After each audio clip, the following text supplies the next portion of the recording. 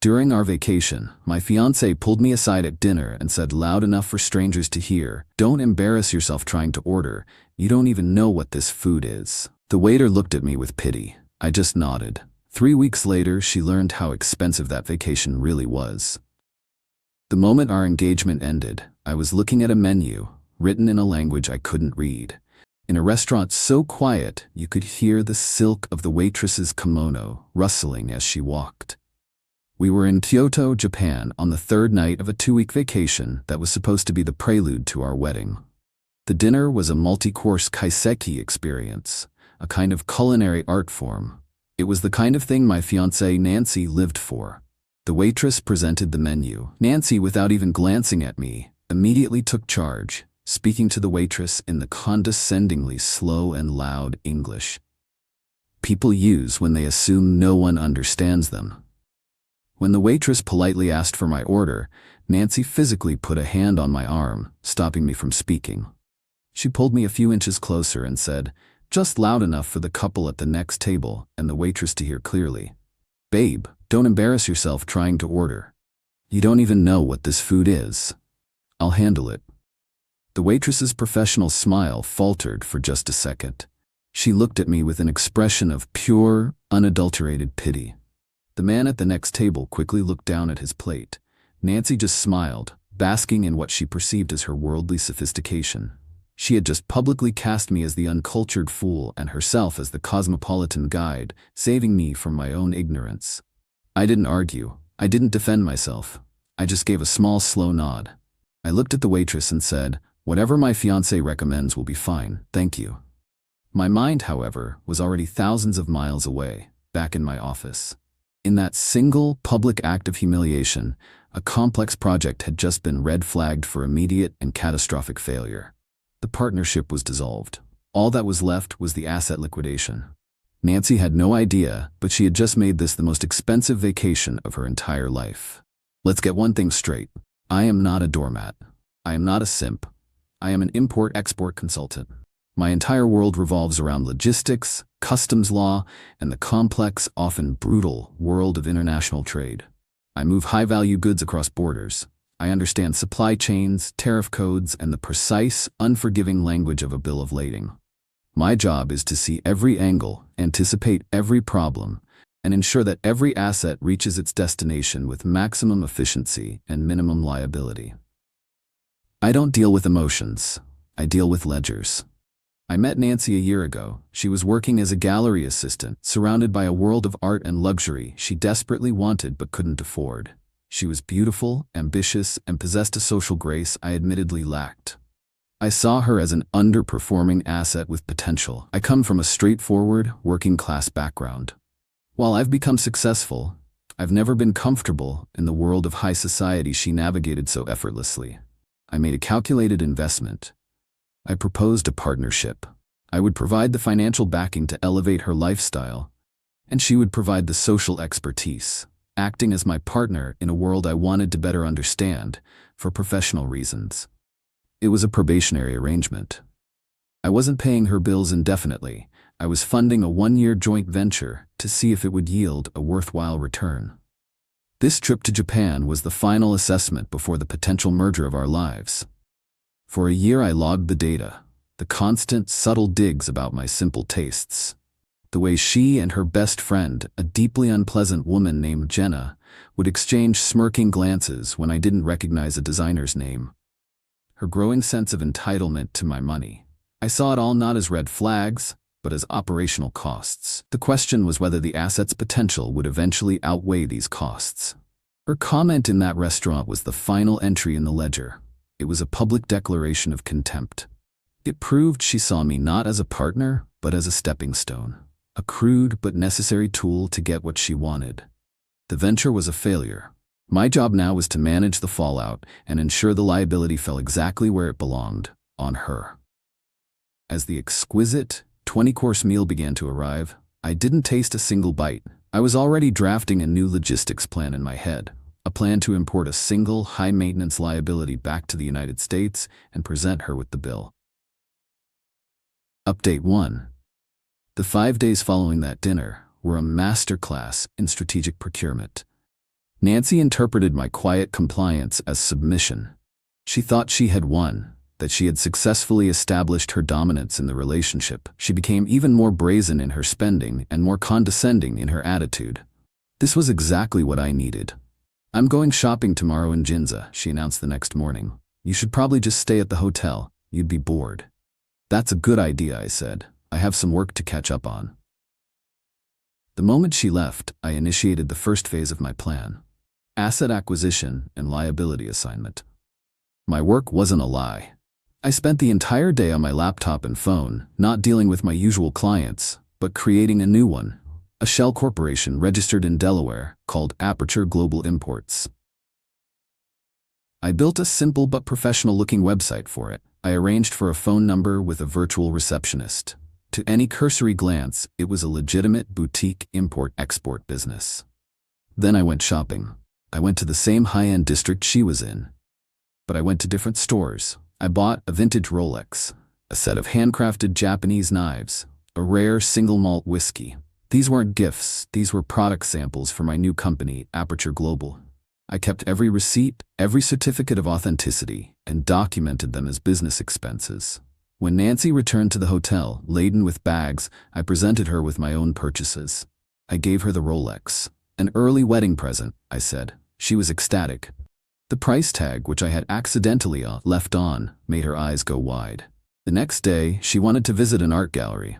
There, she fell in love with a series of modern woodblock prints. They were beautiful, and they were expensive. "We have to have these for the new house," she declared, already spending money on a future that no longer existed. "Of course," I said. I purchased the prints. But when the gallery prepared the paperwork, I had them list the buyer as Aperture Global Imports.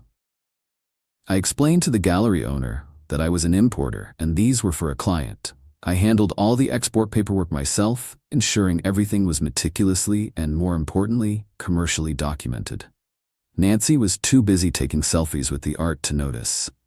This continued for 4 more days. A designer handbag here, a custom-made silk kimono there. Each purchase was a carefully laid trap.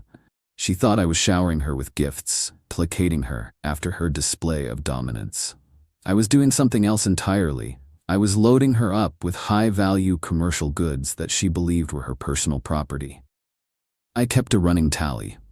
The total value of the gifts I had given her came to just over $92,000. The night before we were scheduled to fly home, I put the final pieces in place. I logged into my airline account. I upgraded my own seat to first class on a different flight that left 12 hours earlier than ours. I cited a sudden, unavoidable business meeting in New York. "You'll have to handle the luggage yourself, I'm afraid," I told her, with a look of deep regret. "But it's just a few bags. You'll be fine. I'll see you at home tomorrow." She was annoyed at having to travel alone, but the mountain of luxury goods she was bringing home was a significant consolation. She had no idea the logistical nightmare that awaited her. My final act before leaving for the airport was to log into my credit card account. Nancy was an authorized user on my primary card, the one with no spending limit. I reported her card as lost and had it immediately deactivated. I then composed an email. It was a detailed tip to the U.S. Customs and Border Protection Agency. The email was a work of art. It was from a concerned business associate. It stated that a passenger named Nancy arriving on flight JL06 from Tokyo, was a mule for an art smuggling ring. It claimed she was attempting to import undeclared, high-value commercial goods disguised as personal gifts to evade customs duties. It provided her flight number, her seat number, and a detailed list of the items she would be carrying, complete with their exact monetary values. It suggested that a thorough, Level 3 inspection of all her luggage would be prudent. I sent the email from a secure, untraceable address. Then I went to the airport, boarded my flight, and flew home. I turned my phone off. The trap was set. The shipment was en route, and the recipient was about to be presented with an invoice she could never hope to pay. Update 2. I landed in New York, went to my apartment, and slept for 8 solid hours. The silence from Nancy was expected. She wouldn't realize her predicament until she landed. I spent my day at home, tracking her flight online. It landed at JFK at 11:47 a.m. Eastern Time. That's when the show would have started. I have a contact who works in freight forwarding at JFK. He can't give me specific details about customs inspections, but he can give me general information about processing times for certain flights. A few hours after her flight landed, I sent him a casual text asking if there were any unusual delays with the baggage from JL006. His reply came an hour later. Yeah, big one. CBP pulled a bunch of passengers for secondary. Heard they nailed some lady trying to bring in a ton of undeclared luxury stuff. Rumor is she's still in there. Total mess. I smiled. The system worked. The first frantic voicemail from Nancy came through at 6:30 p.m., a full 6 hours after her flight had landed. Her voice was a cracked, terrified whisper. Where are you? I'm in some room at the airport. They took everything. They're saying I have to pay taxes, thousands of dollars. My card was declined. Call me. Please, call me. The second voicemail came an hour later. She was sobbing uncontrollably. They think I'm a smuggler. They're talking about fines and penalties. Jenna is on her way to try and help. Why isn't my card working?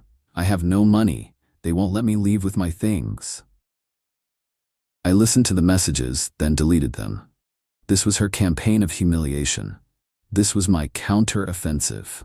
I pieced together the rest of the story later from a mutual acquaintance who got the full, hysterical version from Jenna. When Nancy arrived at customs, she was flagged immediately, just as I had planned. She was escorted to a secondary inspection room. They unpacked every single one of her bags. They found the Rolex, the art, the kimono, the handbag. Everything. The customs officer had a printout. It was a list of her gifts. Next to each item was its declared commercial value, based on the export documents I had so meticulously filed in Japan. The $92,000 worth of art and luxury goods. The officer explained that these were not personal effects. They were commercial imports, and as the importer of record, she was liable for the customs duties, tariffs, and taxes. He then presented her with the preliminary bill, $31,274, payable immediately. Nancy, of course, laughed. She told them it was a mistake. These were gifts from her rich fiancé. She pulled out the credit card I had so thoughtfully provided. It was declined. She tried again. Declined. The panic began to set in. She tried to call me. My phone was off. Jenna arrived a few hours later, a useless cavalry charge. She apparently tried to argue with the customs officers, which went about as well as you'd expect. They were not impressed. Nancy was presented with a choice. She could pay the $31,000 and take her goods, or she could sign a form surrendering the goods to the U.S. government. If she chose the latter, she would also be placed on a watch list and would face a lifetime of enhanced security screenings every time she traveled internationally. And she might still be liable for civil penalties for making a false declaration. She had no money. She had no choice. She signed the form. She walked out of JFK Airport with nothing but her personal clothing and a handbag full of receipts for things she no longer owned. Everything I had given her was gone. The Rolex, the art, the designer clothes she had bought for herself. All of it was now the property of the U.S. Treasury, destined for a government auction. She had arrived in Japan feeling like a queen. She left America feeling like a criminal. The cost of her public humiliation of me was $31,000 in taxes she couldn't pay and $92,000 in assets she would never see again. The vacation had, indeed, become very expensive. Final update. It has been 3 weeks since the disaster at JFK. The first week was a barrage of increasingly unhinged voicemails and texts from Nancy and Jenna from burner numbers. I ignored them all. I was busy restructuring my life, purging every trace of my failed joint venture. The second week, her parents got involved. Her father, a man who had always treated me with a kind of weary tolerance, left me a stern voicemail demanding I fix the mess I had created. He seemed to believe I had a magic button that could make federal tax liabilities disappear. I responded with a single formal email to him. I attached a detailed, itemized PDF. It was a ledger. On one side, it listed every single dollar I had spent on Nancy's lifestyle over the past year. Her rent, her car payment, both of which I had been covering, the dinners, the trips, the shopping. On the other side, it listed her contributions to our partnership. 0. At the bottom of the ledger, I included a final entry. Estimated cost of public humiliation and breach of partnership contract, $123,274. Value of goods surrendered at JFK, plus preliminary duties. My email was brief. Attached is the final ledger for the now dissolved joint venture between myself and your daughter. As you can see, the partnership was significantly over-leveraged on my side. The incident at customs was an unfortunate but direct consequence of Nancy's decision to publicly redefine our relationship. She chose to treat me as a simple financial instrument. I, in turn, chose to liquidate my investment. The resulting liabilities are hers to manage. I consider this matter closed. He didn't call back. The final confrontation came yesterday. Nancy showed up at my apartment building. She looked diminished. The polished, confident woman I had met a year ago was gone. In her place was someone who looked tired and beaten. I met her in the lobby. I didn't let her up. She started crying immediately. She was sorry. She had been a fool. She had been insecure and had tried to impress her friends. The usual script. "I have nothing," she said, her voice choked with tears. "My parents are making me move back home. I had to get a normal job. Jenna won't even talk to me. She blames me for everything." "I see," I said, my voice betraying no emotion. "Can't you just help?" she pleaded. "Just a little, to get me back on my feet, after everything we had?" I looked at her for a long moment. "What we had, Nancy," I said, my voice as cold and hard as a shipping container, "was a business arrangement. You provided a certain social value, and I provided a certain financial value. But you publicly declared that my value was only financial, and that it was contemptible. You tried to position me as a fool in front of strangers. You fundamentally misunderstood the nature of our agreement." I pulled out my phone and showed her a picture. It was a screenshot from a government auction website. The modern woodblock prints from the gallery in Kyoto were up for sale. "I bought your art back, by the way," I said casually. "Aperture Global got it for 10 cents on the dollar. It was a very good deal." This is what I do, Nancy. I find undervalued assets that have been mismanaged. You mismanaged our partnership. You mismanaged your own brand, and now you've been liquidated. I put my phone away. "The most expensive thing in the world isn't a Rolex or a designer handbag," I said. "It's a bad deal, and you were a very, very bad deal. Goodbye, Nancy." I turned and walked back to the elevator, leaving her standing alone in the lobby. Her vacation was over. Her lifestyle was over. The ledger was finally perfectly balanced.